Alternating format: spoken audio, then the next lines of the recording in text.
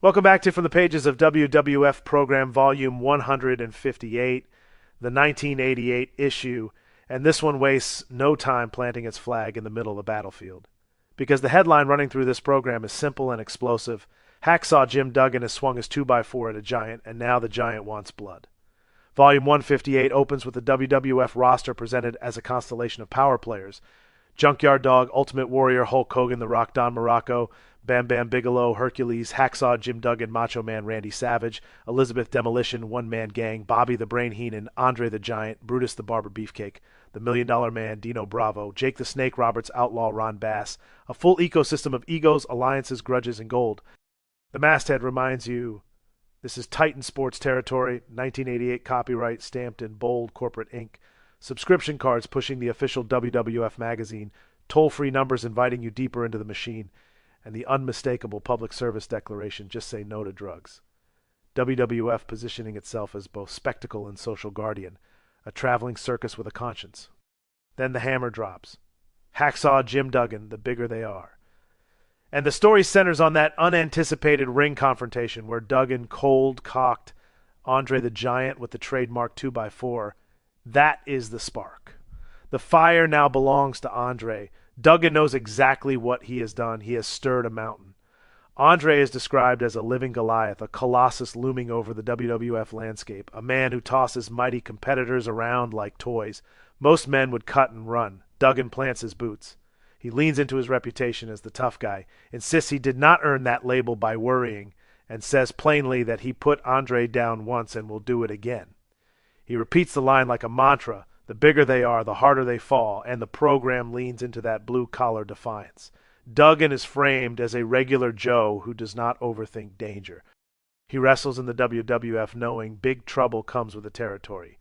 He does not operate by caution. He operates by grit. The text admits the scale mismatch over 270 pounds is still half of Andre, and yet Duggan's stubborn refusal to acknowledge fear becomes his edge. Attacking Andre head-on is compared to trying to topple Mont Blanc with a tablespoon, and still Duggan marches forward. Andre is not used to pit bull aggression from someone half his size. Duggan may be reckless. He may be walking into destruction. He does not blink. Flip the page and the tone shifts into revenge with rhythm as Coco Beware declares war on a weasel. Out to bust up a weasel details the fallout from WrestleMania 4 where Bobby the Brain Heenan entered the ring in cowardly fashion and pinned Coco after he had been knocked cold. That humiliation lingers. Coco renames his Ghostbuster finisher the Weasel Buster, drawing a bright line between real animals he loves, including his macaw Frankie, and the two-legged weasel he wants to flatten. Heenan mocks him, says he belongs on MTV Dancing instead of wrestling, dismisses his athleticism.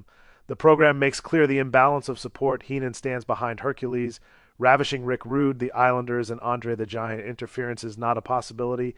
It is a probability. Coco understands the risk. He wants Heenan anyway. This is about pride and payback. He does not want a fair contest of equals.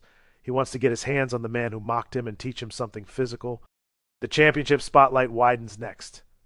WWF Champion Randy, Macho Man Savage ready to defend the title. Savage stands at the top after surviving the WrestleMania 4 tournament, and the program positions him as a fighting champion hungry for top contenders.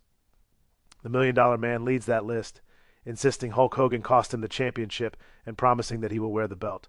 Close behind are Andre the Giant and One Man Gang, both presented as overwhelming physical threats. Andre vows to squash Savage and promises he will never wrestle again after their collision. Bobby the Brain Heenan sneers at Macho Madness. One Man Gang raises his fist and drags Elizabeth into the verbal crossfire, while Slick adds venom with promises of mourning attire.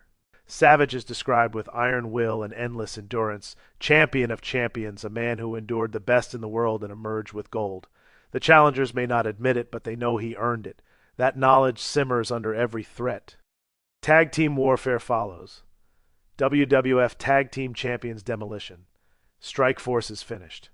Axe and Smash mock Tito Santana and Rick Martel, calling them demolished. Claiming controversy does not change the outcome. Strike Force insists interference from Mr. Fuji tilted the scales. The program leans into Fuji's influence, reminding readers that managers shape opportunity. The British Bulldogs lurk as former champions capable of leaping the line. The Bolsheviks wait in the shadows. Demolition is described as methodical wrecking power, step-by-pounding step dominance backed by Fuji's calculating mind. Strikeforce is presented as unity without a manager, a bond forged in ring combat. The belts sit on shoulders that believe in force. The challengers believe in resilience. The collision is inevitable.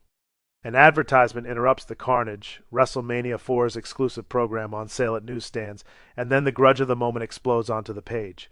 Bret Hitman Hart wants to spread the news.